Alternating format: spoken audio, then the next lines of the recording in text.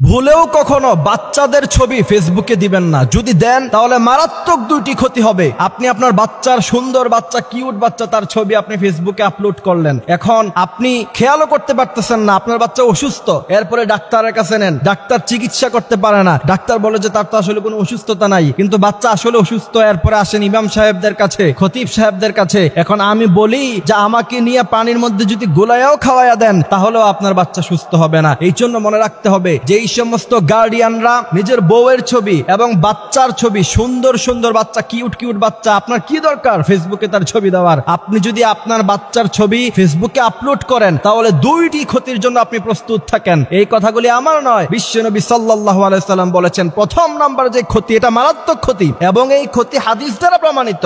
আপনি আপনার বাচ্চার সুন্দর একটা ছবি আপনি ফেসবুকে আপলোড করলেন, এরপরে আপনার পরিচিত মানুষরা ফেসবুকে দেখে সে যদি বদনজর দেয়, আর নজর হাক্কুন, রাসূল কারীম সাল্লাল্লাহু আলাইহি সাল্লাম বলেছেন নজর একটা সত্য জিনিস। ফেসবুকে বাচ্চার ছবি আপলোড দেওয়ার পরে কেউ না কেউ বদনজর দিতে পারে, আর আপনার বাচ্চার উপর যদি একজনের বদনজর লেগে যায় তাহলে আপনার বাচ্চার লাইফ শেষ। কারণ বদনজর একটা কঠিন জিনিস। বুখারীর মধ্যে হাদিস এসেছে, আন আবি হুরায়রা রাদিয়াল্লাহু তাআলা আনহু قال قال رسول الله صلى الله عليه وسلم العين حق। বিশ্বনবী সাল্লাল্লাহু আলাইহি সাল্লাম বলছেন নজর এটা খুব সত্য জিনিস এবং বদনজর যদি কারো জীবনে একবার লেগে যায় তার গোটা লাইফটা শেষ।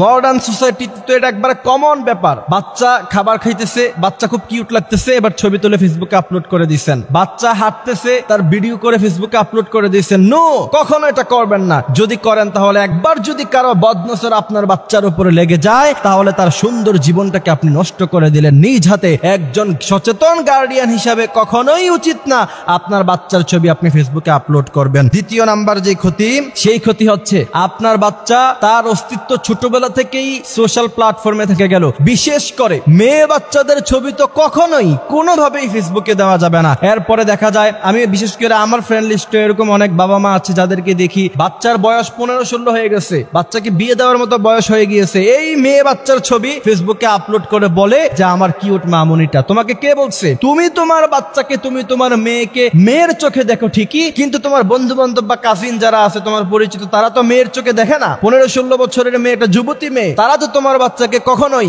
মেয়ের নজরে দেখবে না, কেউ কেউ তো ভিন্ন নজরেও দেখবে। এখন আমরা যখন এই কথাগুলি বলতে চাই তখন আমাদেরকে বলা হয় যে আপনাদের নজর খারাপ, আপনারা খারাপ চিন্তা করেন না।